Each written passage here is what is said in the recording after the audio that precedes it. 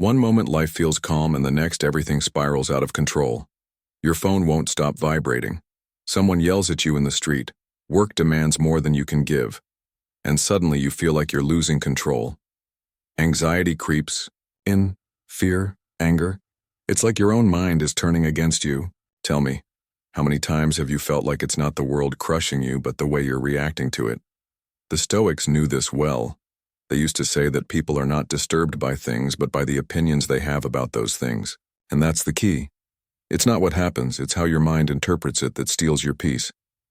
Picture your mind as a wild horse. If you don't learn how to guide it, it will drag you straight into the abyss. But if you grab the reins with strength, that same horse can take you farther than you ever imagined. Today I want to show you how the great sages of history cultivated unshakable calm in the middle of the storm. Because in the end there are only two paths. Learn to master your mind or let your mind master you. If you find value in our content, subscribe now and train your mind with us every day to become stronger. And if you want to go even further, become an exclusive member and get special access to our closest community. And before we go on, I want you to do something right here and now. Write in the comments Stoic at heart. That will be your first step. A public declaration that your mind no longer rules over you. Now you're the one holding the res. Let's begin. 1. Calm is your secret weapon. Picture a fire in the middle of the city. Smoke spreads fast, sirens wail like desperate echoes, and people run in all directions, crashing into one another. It's a scene of total chaos. Some scream, others shove. Many act like their most primitive instincts have taken over. Panic spreads like the fire itself, and yet in the middle of the confusion someone appears who doesn't run, doesn't push, doesn't scream. They walk with steady steps, breathe deeply, keep their eyes focused on what needs to be done. This person isn't blind to the danger, but they've made a decision, not to give their calm away to the storm. And strangely, their presence begins to bring order to the chaos. Others see them and are drawn into their stillness. Real life works the same way. The world has sold us the idea that the one who makes the most noise, who hits first, who reacts faster and louder, is the one with the power or the truth. But what happens when we realize that true strength doesn't come from reacting impulsively, but from the calm that knows how to wait for the right moment? Seneca once wrote, "Man's greatest power is to master himself, and that's the root of it all." Calm isn't passivity or lack of character.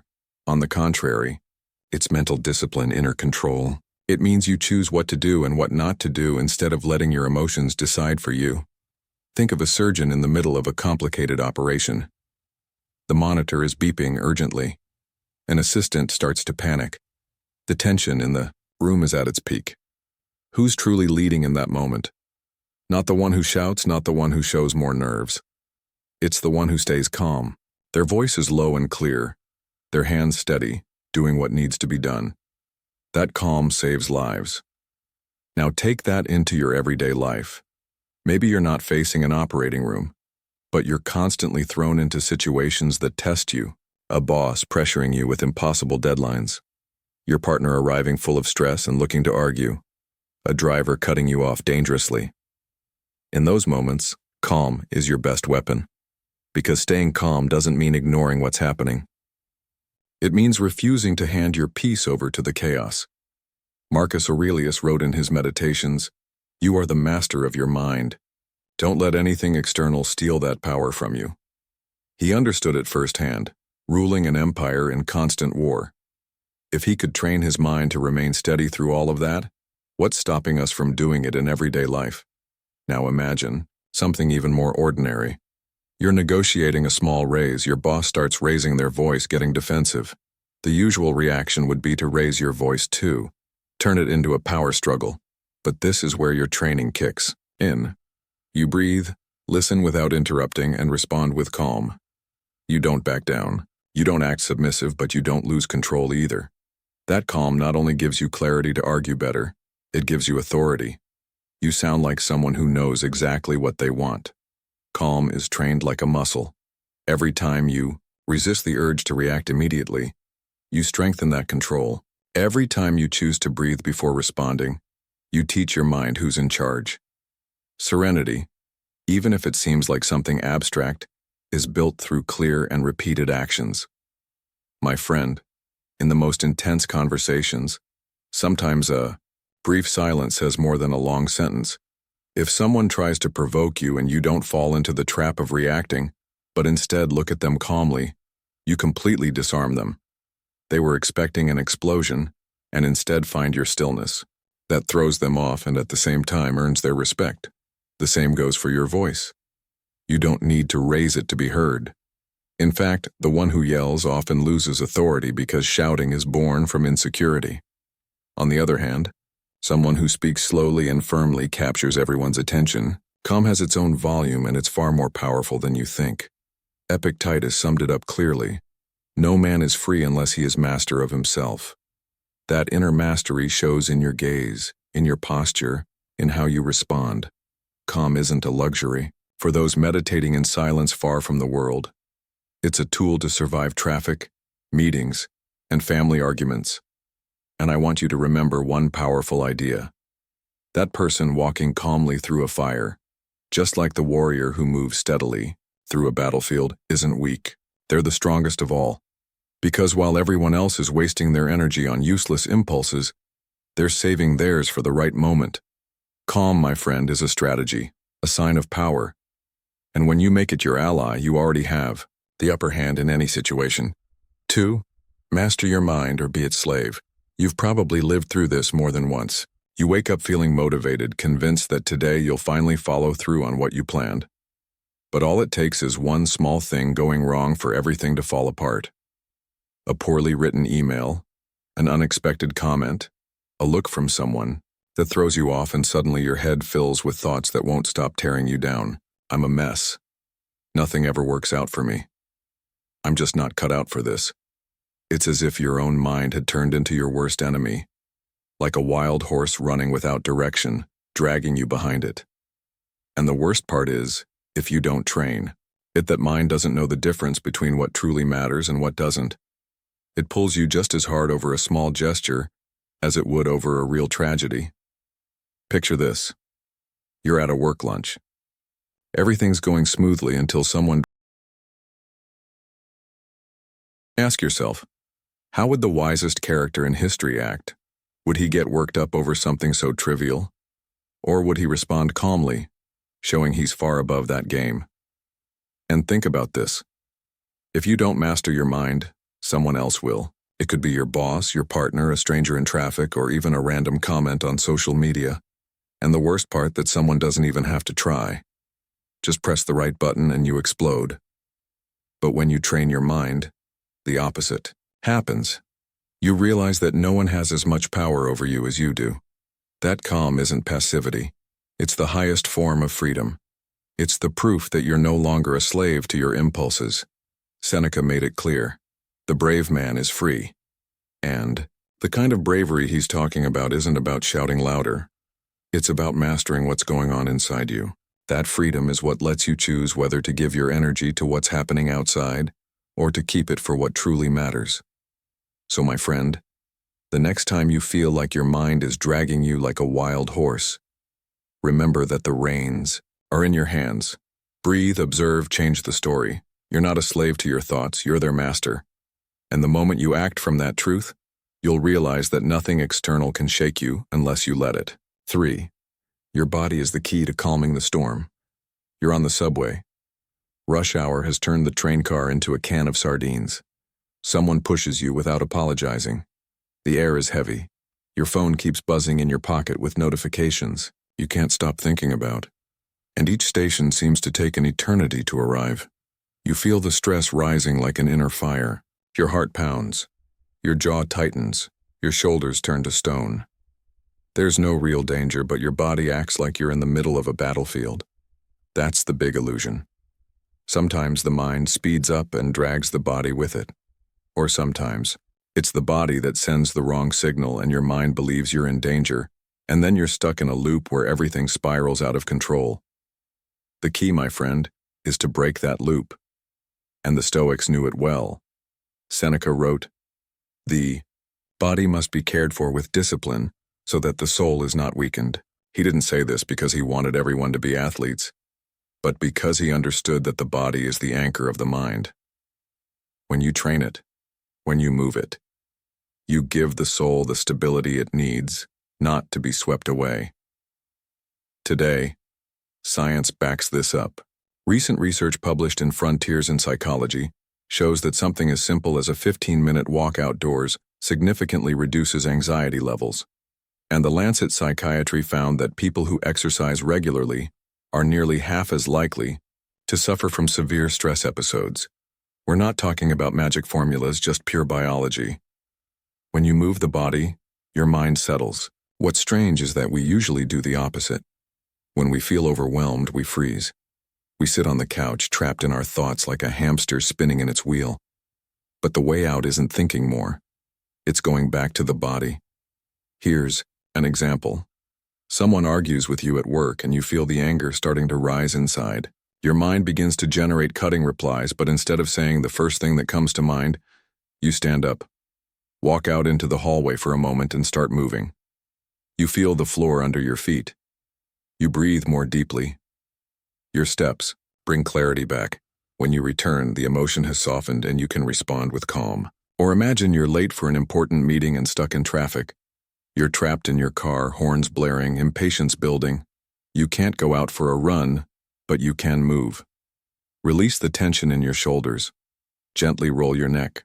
Open and close your hands like you're letting the anxiety flow out of you. It may seem small, but your body gets the message that you're in control, and your mind follows. Another powerful tool is mindful movement. You don't need a gym or elaborate routines. Sometimes it's enough to stand up from your chair and stretch like a kid just waking up. Have you ever noticed babies? Before they cry or ask for anything, they stretch, move their arms and legs, shake off the tension. The body knows how to release what it doesn't need. We're the ones who've forgotten. In Eastern traditions, people practice shaking out the arms, legs, neck, like you're actually taking off a coat made of concrete.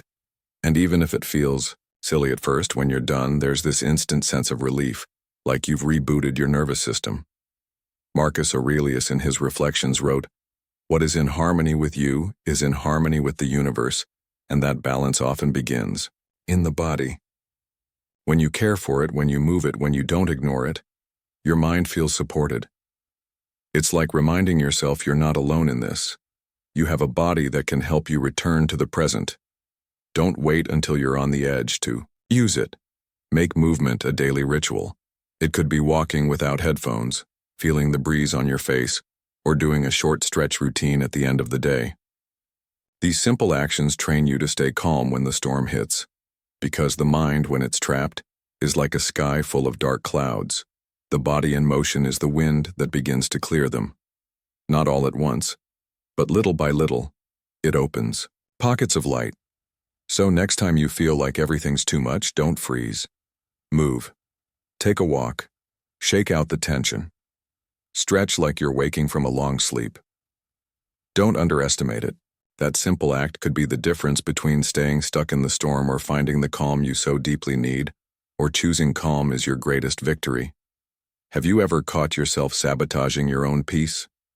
You're sitting on the couch. Everything seems fine. Nothing urgent going on. And suddenly your mind starts whispering, "This can't last. Something bad must be coming in the blink of an eye." That serenity you felt turns into unease, as if calm were suspicious, as if your brain needed to invent a reason to get nervous. That's one of the most common mistakes. Thinking that calm depends on everything being perfect. If traffic flows, if your partner is in a good mood, if no one at work is pressuring you, then sure, you breathe easy. But the moment something goes wrong, the peace vanishes. What if I told you it doesn't work like that? What if calm isn't a prize the world gives you, but a choice you can make even in the worst of situations? Epictetus put it bluntly, "No one who can anger you is your master," and that's the lesson.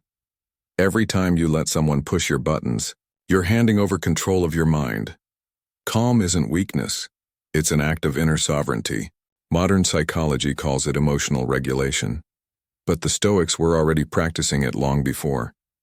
It's not some magical trait that some people are born with and others aren't. It's a skill you can train. Just like muscles grow with exercise, calm grows with constant practice.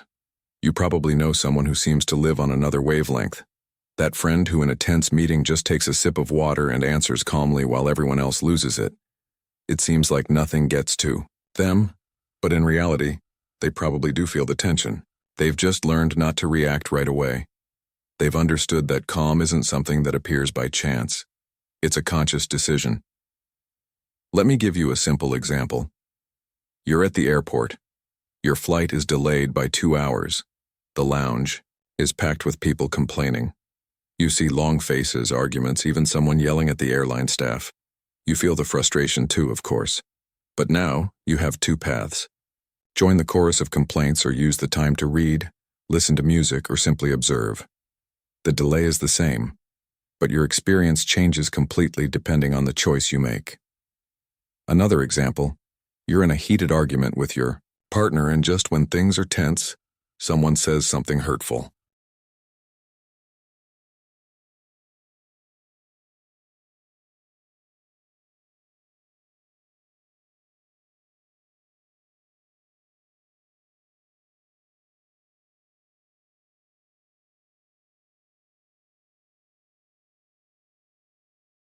The automatic impulse would be to snap back, to fire off a comeback. But if you choose to stay silent for a few seconds, breathe, and then speak calmly, the tone of the entire conversation shifts. That brief silence is more powerful than any word spoken in the heat of the moment. The Stoics practiced something close to what we might now call an emotional plan. They anticipated difficulties and mentally prepared themselves not to lose their calm when those moments arrived. You can do the same. You can decide ahead of time. If someone provokes me, my response will be to breathe and reply with calm. That doesn't erase the problem, but it gives you a solid ground to stand on when conflict shows up. You can also create your own personal calm refuge. It doesn't need to be a temple with candles and total silence. It can be something as simple as a corner in your house with a book that soothes you, a song that brings back a good memory, or a short walk outdoors to clear your mind. That refuge isn't out of reach. It's already there, waiting for you to use it when the world gets too loud. There's a phrase that can help you a lot. Do I want to be part of the problem or part of the solution? When you repeat it in the middle of chaos, the answer becomes obvious. And if you choose to be part of the solution, it almost always means choosing to stay calm. Because calm isn't just a personal benefit, it spreads to those around you. Seneca, who lived surrounded by intrigue, exile, and threats of death, proved this through his own life. He knew that losing his calm didn't solve anything. It only added more drama to the inevitable. He understood that serenity was his true power, a power no one could take from him. My friend, your mind will try to convince you that reacting is inevitable, that exploding is normal, that worrying is just what people do. But in the end, it's always your choice. Calm isn't a gift from fate. It's an act of will. And the more you choose it, the easier it becomes to return to it. So next time the world tries to pull you off center, remember you always have the option to stay calm. And every time you take that path, you're not just freeing yourself from the stress of the moment, you're becoming the master of yourself. And that, my friend, is the greatest victory you can achieve. And now I want you to declare it with confidence. Write in the comments, "My calm is my choice." Because every time you write it, you strengthen that decision inside you. And that simple act will be your reminder that serenity is always in your hands. 5. Breathe with intention and your mind will follow. You do it thousands of times a day without even thinking. Inhale. Exhale. It seems like the most automatic thing in the world, but here's the secret. The way you breathe can determine whether your mind goes into panic or stays calm. And the strange part is hardly anyone pays attention to something so basic. Look at what happens when you're nervous. Your breathing gets fast, shallow, and choppy. It's like your body believes there's an imminent threat, even if all you're facing is a tricky email or an awkward conversation. The result, your nervous system flips on all the alarms, and your mind starts firing off chaotic thoughts that make you feel even worse. The Stoics didn't talk about lungs or oxygen, but they absolutely understood the link between body and mind. Epictetus never stopped reminding us that we're not truly free until we learn to control ourselves. And controlling your breath is one of the most direct paths to self-mastery. Because when you calm the body, you calm the mind. Science confirms it. Studies on emotional regulation show that slow, deep breathing activates the parasympathetic system, the part of your body that says, relax, you're safe. It's like shifting gears in a car. You move from the frantic speed of stress to the steady rhythm of calm. Imagine you're in a long line at the bank and someone starts arguing with the teller. The mood gets tense, people are getting impatient, and you feel your heart starting to race. Instead of letting yourself get swept up in that same energy, you close your eyes for a second and take a deep breath. You inhale to a count of 4 and exhale slowly. Bit by bit, your body slows down and the tension stops grabbing hold of you. The situation didn't change, but you did. Or think about a family argument. One of those moments where everyone's talking. At once, voices are rising and no one's really listening. The automatic reaction would be to jump in and raise your voice too. But if you take a breath before speaking, your tone changes.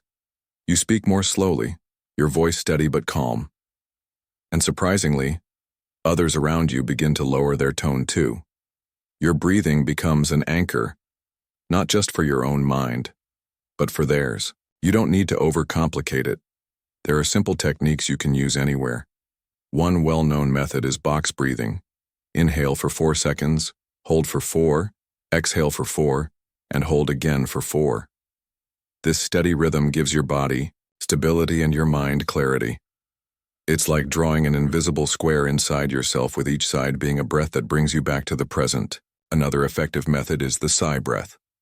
You inhale deeply as if you're filling your lungs to the very top. Then exhale with a long, audible sigh.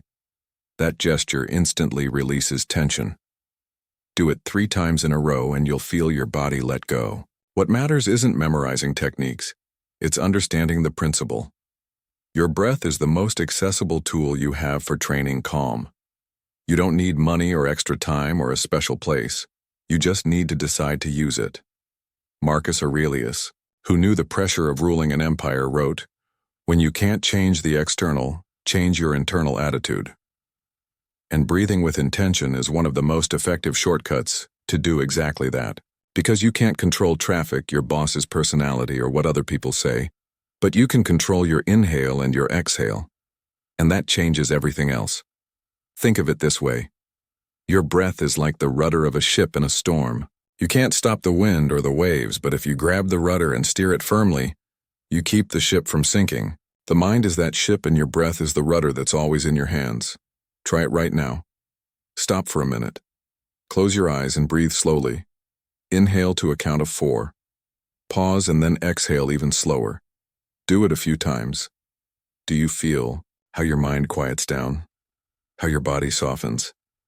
That's the power you've always had, even if you'd forgotten. Don't let your breathing be just an automatic reflex. Make it your ally. Breathe like a Stoic. Because every time you choose to breathe calmly, you're also choosing how you want to live. And my friend, living with serenity always begins in the simplest place, a conscious breath that gives you back control. 6. Create with your hands and your mind will rest. We live in a world where we solve almost everything through a screen. We send emails, write messages, fill out documents, and everything seems to happen in some intangible realm.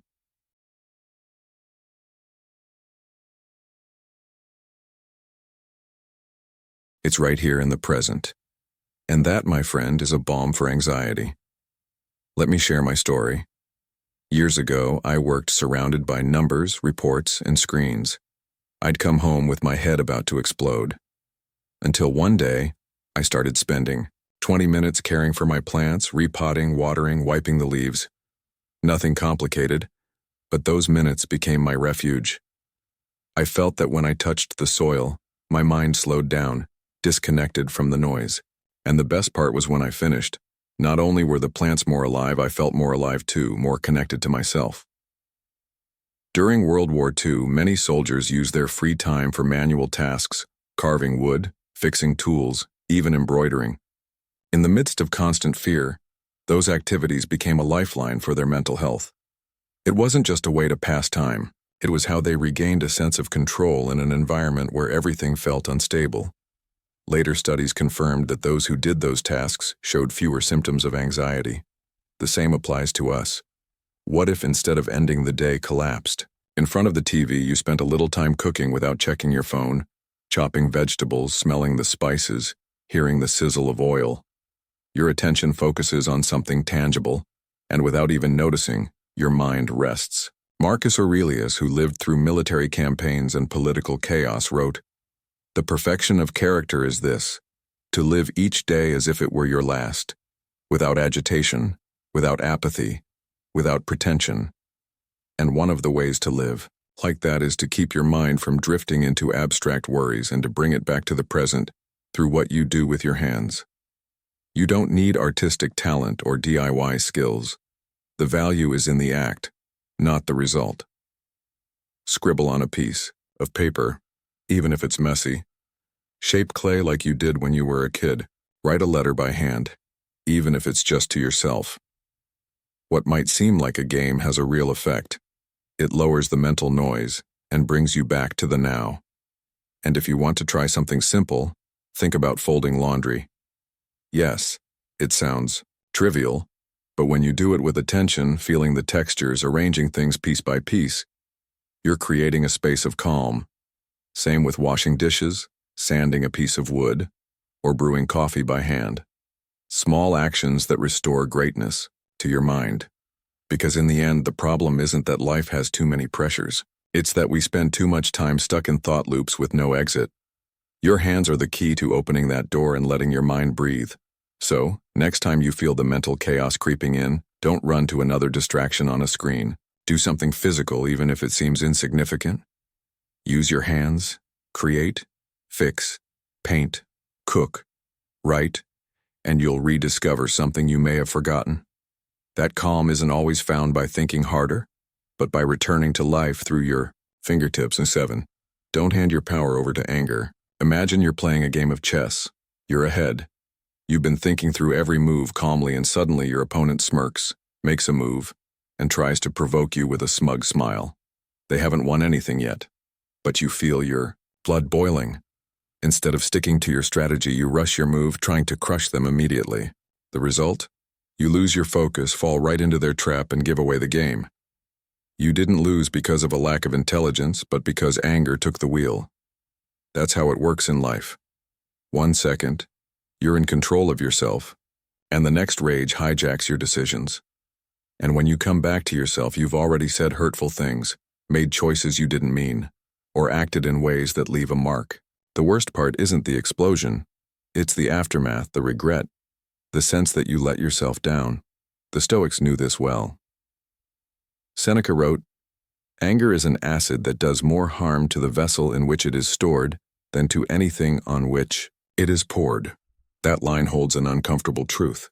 Most of the time, the person who provoked you moves on quickly, but you stay stuck in that inner fire for hours, even days. And every minute spent in that state is a minute you've handed your power away. Think about what happens at work. A coworker makes an out-of-line comment. You fire back, raise your voice, and for a moment, you feel a release. But then comes the tension, the awkward looks, the weight of knowing you may have made things worse. Anger didn't solve anything. It just added more problems. Or at home with your family, your kid breaks something by accident. You're exhausted and you explode. You yell, lose your temper. Maybe the broken object can be fixed, but the memory of that shout stays. What could have been a moment to teach becomes a memory tied to fear. Anger always costs more than it gives. Neuroscience explains it clearly. Anger is like a jolt of electricity that surges through your body for a few seconds. The brain releases adrenaline. Your heart races. Your muscles tense up. But that surge actually lasts only a short time, 90 seconds, according to researcher Jill Bolt-Taylor. After that, your body naturally starts to calm down, unless you keep fueling it with repetitive thoughts. See the irony? Anger lasts a minute, but we turn it into hours or even days because we keep feeding it. So, how do you avoid falling into that trap? One simple way is to become the observer. When you feel anger rising, don't judge it or try to suppress it, just observe it. There it is. I feel it in my chest. I feel the tension in my hands, like a scientist watching a chemical reaction. When you stop identifying with the emotion, you stop being its slave. Another tool is using the body to release it. You don't need elaborate rituals, just clench your fists and then slowly let go. Walk for a few minutes or drink a glass of water slowly. Anger isn't just mental, it's physical. If you give it a physical outlet, the emotion loses strength. Perspective helps too. Ask yourself, will this matter in a week, in a year? Most of the time the answer is no. What feels unbearable today will barely register tomorrow. And if it won't matter then, why sacrifice your calm for it now? The Stoics had a useful habit. They would imagine the challenges they might face ahead of time. They called it premeditation malorum. Not to obsess over problems, but to train their response. If you mentally prepare for provocations in advance, they won't catch you off guard. You're ready to respond with calm instead of rage. Marcus Aurelius, facing rebel generals and political betrayals, wrote, "The best revenge is not to be like your enemy," a reminder that reacting with anger is stooping to the same level as the person who provokes you. Real strength lies in staying calm because that shows that no one has power over you. And here's the bottom line. Anger isn't strength. It's weakness, in disguise. The one who yells may look powerful, but in truth they've lost control. The one who stays calm isn't indifferent. They're in command of themselves. So the next time you feel anger trying to yank the wheel out of your hands. But the Stoics taught us that there's always a space between what happens and what you choose to do about it. If you train that space, you become the owner of yourself. If you don't, your mind pulls you like a current that drags everything in its path. Modern neuroscience explains this in an interesting way. When something upsets you, your primitive brain reacts in milliseconds, preparing your body to fight or flee. That's why your pulse quickens, your breath shortens, and your muscles tense up, but that reaction only lasts a moment. The rest depends on you. If you keep feeding the emotion with repetitive thoughts, it stays with you far longer than necessary. I've seen it in something as simple as a neighborhood meeting. One person raises their voice about the building's cleanliness. Someone else fires back even louder. And within minutes, the room turns into a verbal battleground. And yet there's always someone who stays calm, listens without reacting, and then speaks with clarity. Guess who ends up having the most influence in the conversation? Exactly. The one who kept their cool. The trick is to give yourself a moment before reacting, literally. When you feel anger trying to take over, picture an internal switch. You flip it, and for a few seconds, everything goes quiet. In that pause, you ask yourself, is it really worth spending my energy on this? Do I want this person to decide how I feel? And most of the time, the answer will be no. That's the freedom the Stoics defended. No one can force you to lose your calm unless you allow it. What others say or do has no real power until you hand them the keys. And the more you train this mindset, the easier it becomes to hold on to it, even in tough situations. Think of a volcano. When it loses control, it destroys everything in its path, even the land it's meant to protect. But calm acts like a dam. It contains the lava, prevents disaster. It doesn't mean you feel nothing. It means you choose where to direct that energy. And here's something else. Calm is contagious. In an argument, if you raise your voice, the other person will too. But if you stay grounded, you naturally lower the temperature of the whole exchange. You become the reference point, not because you're cold, but because you've shown that your mood isn't up for sale. So, my friend, the next time someone tries to throw you off center, remember it's not the situation that decides, you decide. And in that moment, there are two paths. React and lose control, or stay calm and prove that you're still at the wheel. That choice might seem small, but in reality, it's what defines your freedom. 9. You are not what happens to you. You are what you do. In the lives of the Stoics, we find powerful examples of this truth. Manius Rufus, Epictetus' teacher, was exiled multiple times because of his teachings. For most people, exile meant defeat, losing your home, your students, the life you'd built. But he didn't see it that way. He used his exile to keep teaching whoever wanted to listen. Even in the most difficult conditions, he didn't choose to be exiled, but he did choose what to do with that exile. And that choice turned him into a guiding light we still remember today. That's the key, my friend. They can take almost everything from you, but no one can take away how you choose to respond. Because let me be blunt, you can be betrayed, fired, lied to, even humiliated, and yes, all of that hurts. But what will truly shape your life isn't the blow itself. It's what you do next. Let me tell you another story that's deeply inspiring. The story of Nick Vujicic, a man born without arms or legs. From an early age, people told him his life would be limited, but he chose a different path. He decided not to define himself by what he lacked, but by what he could offer. Today, he travels the world giving motivational talks, has written books translated into dozens of languages, and built a family. He didn't choose his body, but he did choose his attitude, and that choice changed his destiny. The Stoics understood this clearly. For them, suffering didn't come from the event, but from the interpretation of it.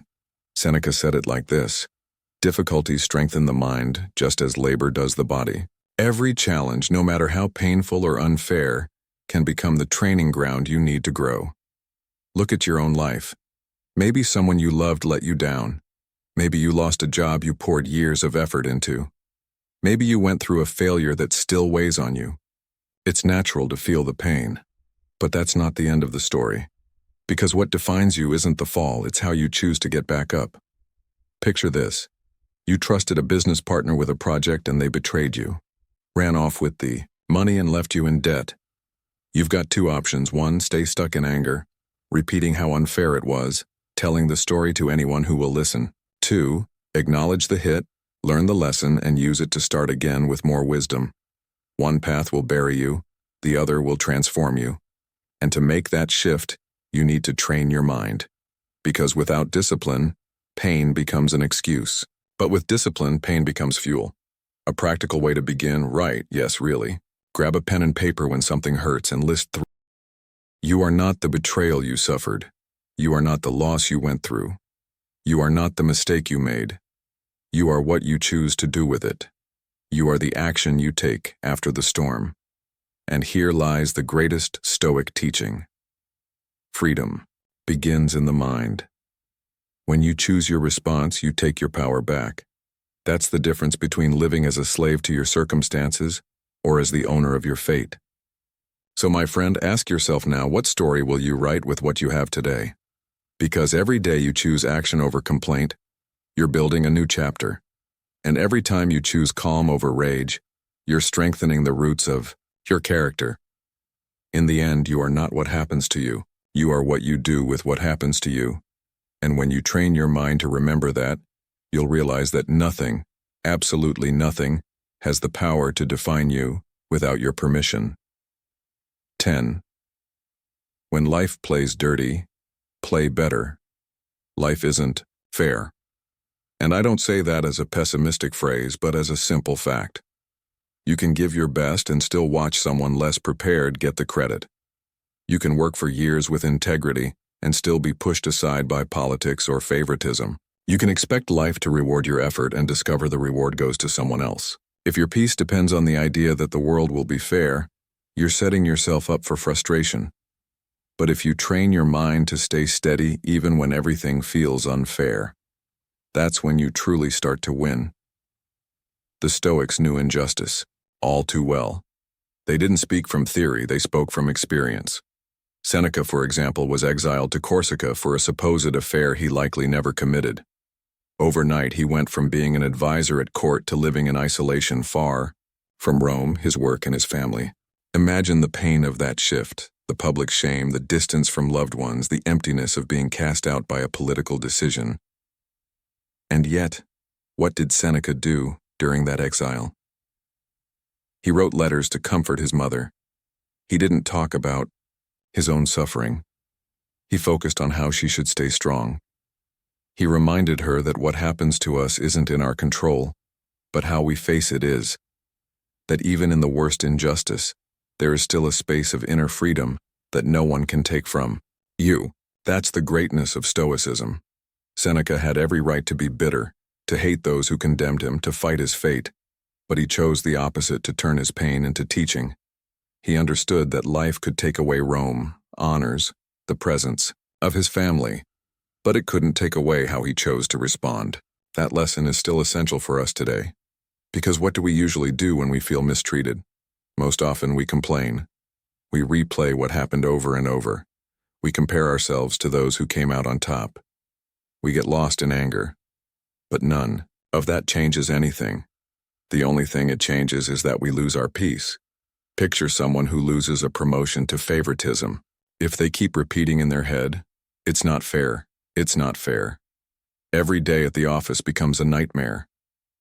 But if they accept what happened and use that energy to grow, look for new opportunities, or even leave and build their own path, they turn injustice into a springboard. Seneca understood this. In his letters, he wrote about how the blows that seem unbearable can become training for the soul. He said that nothing strengthens us more than learning to endure what we cannot change. Even pain can become a teacher. Think about it. If what happens to you defined who you are, then we'd all be doomed by every mistake, every loss, every betrayal. But if what defines you is what you do with what happens to you, then there's always a way forward. Injustice doesn't trap you. It forces you to choose. It's like a game of chess. You don't choose the pieces you're given or the moves your opponent makes. But every move you make afterward does depend on you. Some complain because they started at a disadvantage. Others play the best game they can with what they have. And who ends up advancing? Not the one who complains, but the one who keeps making moves. So, here's something you can practice. When you face something unfair, try what I call the active acceptance challenge. It's not about resignation. It's about seeing the situation clearly and asking what's really under my control. Write it down if you need to. That list, however small, is your zone of power, and that's where your energy belongs. Another way to train this mindset is by changing your language. Instead of saying, "This shouldn't be happening to me," ask, "What can I do with this now that it is happening?" It sounds like a small shift, but it's a massive change. It pulls you out of the role of victim and puts you back in the role of author of your life. And remember, injustice doesn't mean doing nothing. Seneca accepted his exile. Yes, but he didn't stop writing, teaching, or growing. Don't confuse acceptance with passivity. Acceptance is recognizing what you can't change, so you can take clear, powerful action with what you can, my friend. The world will never stop being unfair. There will always be favoritism, cheats, and chance favoring some over others. But the real question is, what will you do with it? Will you let the unfairness trap you in complaint or use every blow as training for your character? Because if there's one thing Seneca and the Stoics teach us, it's this. No matter what life takes from you, as long as you have your mind, you have your power. And no one plays cleaner than the one who stays calm when the whole world is playing dirty. So next time life deals you an unfair hand, don't waste time demanding the rules be different. Take the cards you've got, play your best move, and prove that your worth doesn't depend on the fairness of the world, but on the strength of your response. Write in the comments, "Injustice makes me stronger." Because when you declare it, that phrase becomes your shield, a reminder that the outside world may hit hard, but only you decide how to respond. 11. Don't get lost in what no longer exists, or in what hasn't arrived yet. History tells us that Marcus Aurelius, amid the weight of ruling an empire, would write to himself at dawn, reminding himself of something that may sound obvious, but that most of us forget. Man lives only in the present. Why did he repeat it so often? Because even with all his discipline, he still risked getting caught in what had already passed or what hadn't yet come. And if an emperor struggled to stay here and now, imagine how hard it is for us. Surrounded by distractions, screens, and non-stop thoughts. Living in the past or obsessing over the future is like trying to eat air. You try, you open your mouth, but it never fills you. What's gone is no longer here. What's coming doesn't exist yet. All you really have is this moment, one we often waste because our minds are anywhere but here. Think about your day-to-day. You're at the table with your family, but your mind is still going over that awkward conversation you had at work. Or you're walking to an important meeting, and your brain won't stop playing out worst-case scenarios. The result? You don't enjoy what you have. You don't solve what you could, and you carry around anxiety that doesn't even belong to the present moment. Modern psychology says it clearly. Rumination, dwelling on the past, and catastrophic thinking, imagining the worst about the future are two of the biggest causes of anxiety and depression. But the Stoics had already warned us centuries ago. You can't change what's already happened, or control what hasn't come. The only thing you can govern is what you do now. Imagine a different scene. A musician in the middle of a concert. He plays the wrong note.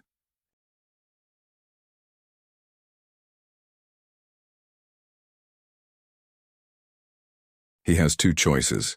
Get stuck on that mistake and ruin the rest of the performance, or stay focused on the music still ahead. Who will the audience enjoy more?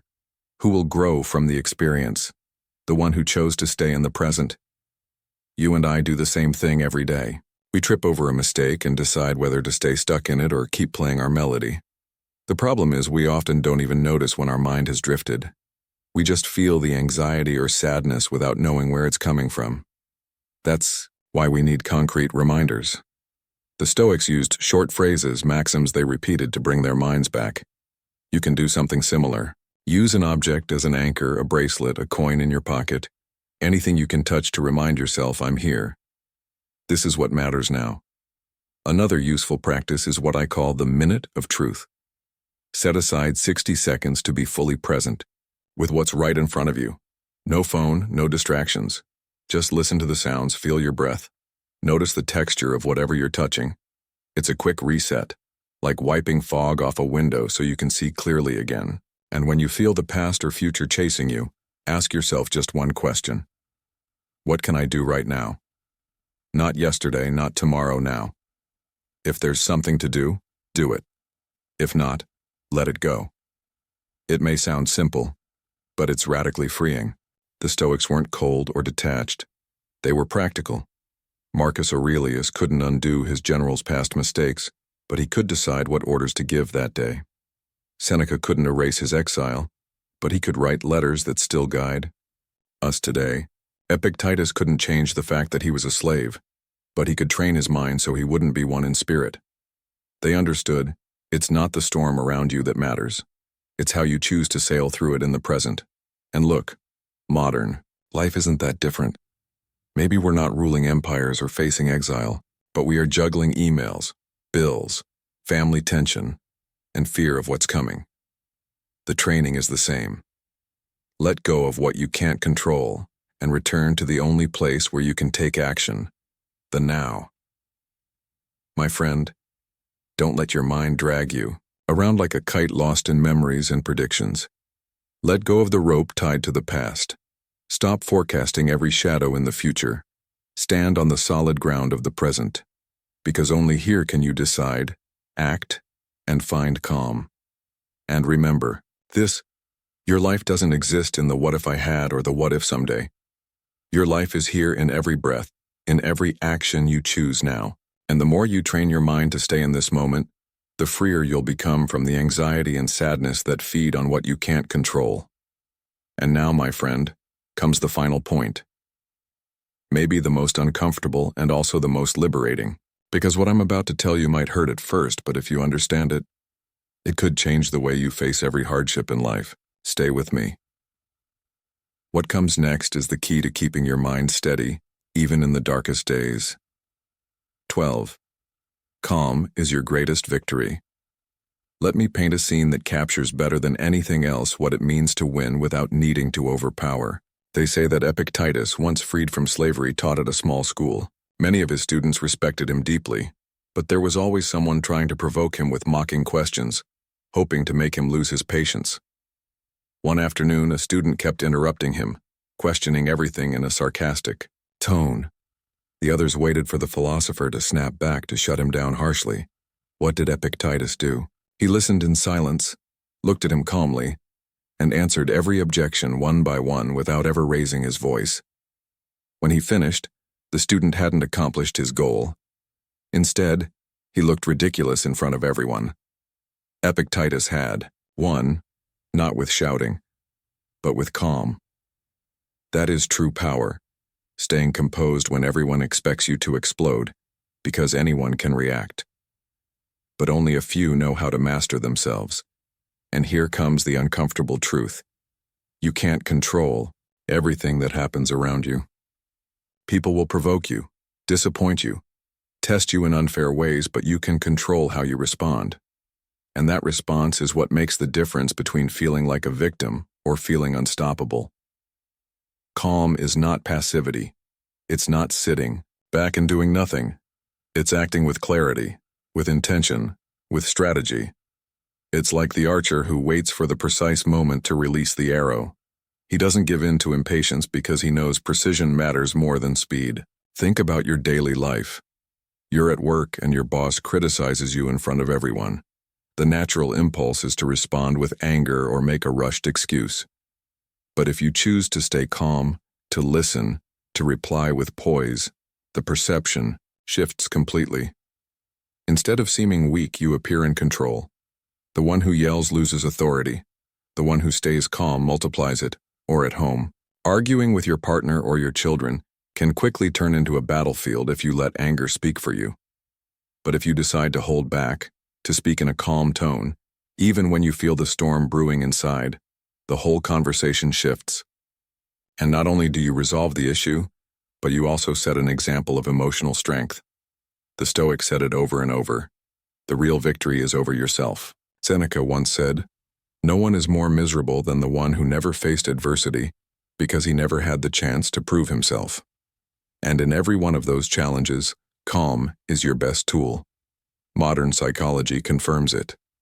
Leadership studies show that the most influential people aren't those who speak the loudest, but those who radiate calm under pressure, because that calm builds trust.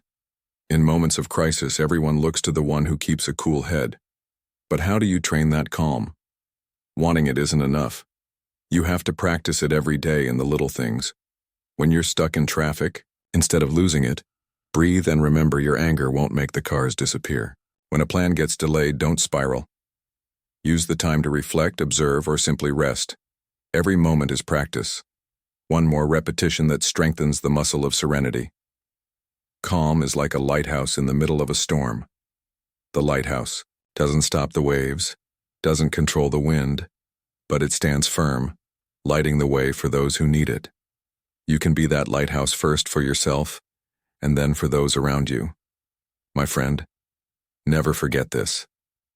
Yelling, losing control, reacting with anger. Anyone can do that. What's hard, what's extraordinary, what truly shows your strength is staying calm when everything around you is pulling you to lose it. That is your greatest victory, because no one can take it from you without your permission. So next time you feel the storm pulling you under, do what Epictetus did. Breathe, pause for a moment, and remember your calm is your power. No matter what happens outside, if you keep control inside, you've already won. My friend, by now you know calm isn't a one-time event, it's a path. Every time you choose not to react with anger, not to get swept away by fear, and not to drown in inner chaos, you're winning a little more freedom. Calm doesn't mean life stops testing you. It means you're no longer a slave to those tests.